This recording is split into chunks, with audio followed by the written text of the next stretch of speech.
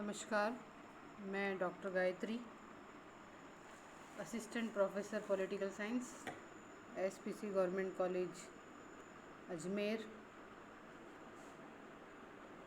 महर्षि दयानंद सरस्वती विश्वविद्यालय में तृतीय वर्ष राजनीति विज्ञान के द्वितीय प्रश्न पत्र में हम नई अंतर्राष्ट्रीय अर्थव्यवस्था के बारे में देख रहे थे।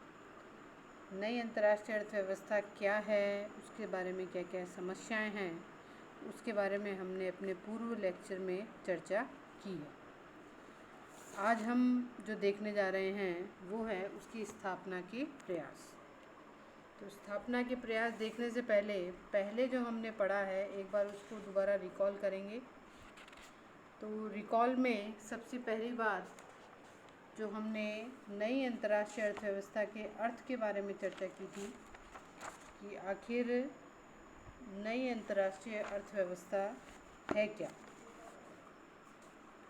तो अगर आपसे कुछ ही शब्दों में ऐसा पूछा जाए कि नई अंतर्राष्ट्रीय अर्थव्यवस्था को परिभाषित कीजिए, तो आप परिभाषा के रूप में ये कह सकते हैं कि विकसित राष्ट्रों से विकासशील राष्ट्रों के द्वारा मांगे जाने वाला आय का पुनर्वितरण, यानी विकासशील राष्ट्र ऐसा चाहते हैं कि विकसित राष्ट्र विकासशील राष्ट्रों की सहायता करें, और इस सहायता में चूँकि विकसित राष्ट्र पहले से ही पूर्ण विकसित हैं तो उन्हें बाकी राष्ट्रों को सहायता करके उन्हें भी विकास के पथ पर अग्रसर करना चाहिए। तो इसमें हमने इसकी विशेषताओं में बारे में देखा, जिसमें वही कि प्राकृतिक स्रोतों पर राष्ट्रीय संप्रभुता होनी चाहिए, कच्चे माल की कीमतों में उतार चढ़ाव नहीं होना चाहिए, और जो है विकासशील देश आर्थिक विकास स्थिर रखने के लिए सामान्य कोष की स्थापना की जानी चाहिए, ब्रेन ड्रेन को रोका जाना चाहिए, विकासशील देशों को भी टेक्नोलॉजी का हस्तांतरण किया जाना चाहिए। इसके बारे में हमने चर्चा अपने पूर्व के व्याख्यान में कर ली थी। आज हम प्रयास के बारे में अध्ययन कर रहे हैं। तो प्रयास से पहले हमने समस्याओं के बारे में भी चर्चा की थी।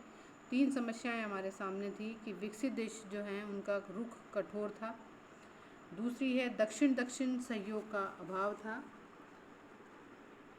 और यूएनओ की विफलता, मतलब यूएनओ न्यू इकोनॉमिक ऑर्डर की स्थापना में अपना कोई किसी प्रकार का सहयोग नहीं दे पाया, क्योंकि ऐसा माना जाता है कि यूएनओ का जो ऑफिस है वो अमेरिका में है, तो अमेरिका ही उसे अपने हिसाब से गवर्न करता है, जिसकी वजह से यूएनओ अपना एक बेहतरीन रोल प्रस्तुत नहीं कर पाता है। तो आज हम जो उसके प्रयासों के बारे में चर्चा करेंगे, उन प्रयासों में 1955 में बांडुंग में जो सम्मेलन हुआ था, जिसमें अफ्रो एशिया के देशों ने इस नई न्यू इकोनॉमिक ऑर्डर की स्थापना की मांग की थी, और उन्होंने ये इस बात पर चर्चा की कि अब न्यू इकोनॉमिक ऑर्डर यानी नई अंतर्राष्ट्रीय अर्थव्यवस्था की स्थापना की जानी चाहिए। फिर उसके बाद 1955 के बाद 61 में प्रथम से लेकर फरवरी 2003 तक, यानी कुआलालंपुर अभी तक भी जितने सम्मेलन हुए हैं उन सभी निर्गुट सम्मेलनों में इसकी मांग उठाई जाती है। फिर उसके बाद जो यूएनओ ने इसके लिए जो प्रयास किए, उसमें सबसे पहला महासभा ने 1 मई 1974 को अपने एक विशेष अधिवेशन में नई अंतर्राष्ट्रीय अर्थव्यवस्था की स्थापना हेतु एक घोषणा कार्यक्रम पारित किया, जिसमें निम्न बातों पर बल दिया गया। पहला, कि सभी देशों के औचित्य, सार्वभौम समानता, पारस्परिक निर्भरता और समान हित के आधार पर सहयोग की स्थापना की जानी चाहिए। दूसरी बात, नई अंतर्राष्ट्रीय अर्थव्यवस्था की असमानता को दूर किया जाना चाहिए। विकसित और विकासशील देशों के बीच बढ़ते अंतर को कम किया जाना चाहिए। मतलब जिस प्रकार से हम देखते हैं कि विकसित राष्ट्र तो बहुत अधिक विकसित हो चुके हैं, जबकि विकासशील राष्ट्र जो हैं वो अभी भी टेक्नोलॉजी के लिए हमें संघर्ष करते नज़र आते हैं। यूएनओ ने 1960 की दशाब्दी के प्रथम विकास दशाब्दी के रूप में मनाया। फिर महासभा ने भी इसके लिए प्रयास किया और महासभा ने व्यापार एवं विकास पर संयुक्त राष्ट्र सम्मेलन बुलाया, जिसमें यूनिटाड भी जिसको कहा जाता है। इसमें प्रथम सम्मेलन में 64 में नई अंतर्राष्ट्रीय अर्थव्यवस्था की स्थापना की मांग को रखा गया, किसकी स्थापना की जानी चाहिए।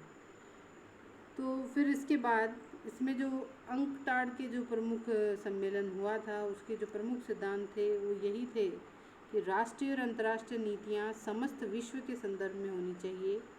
विकसित देश व्यापार पर लगाए गए उन प्रतिबंधों को कम करें जो अर्ध विकसित देशों के व्यापार में बाधा डालते हैं।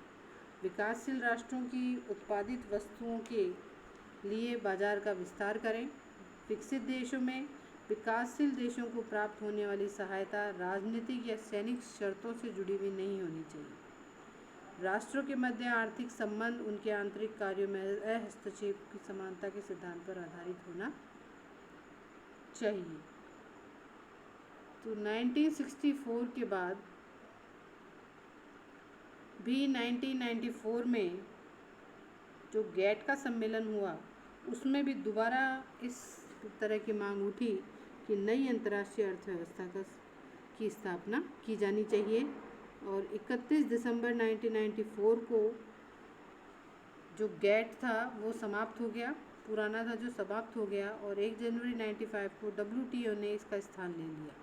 WTO जिसे पहले गेट क्या कहा जाता था, GATT गेट, उसका नाम बदल कर अब WTO कर दिया गया।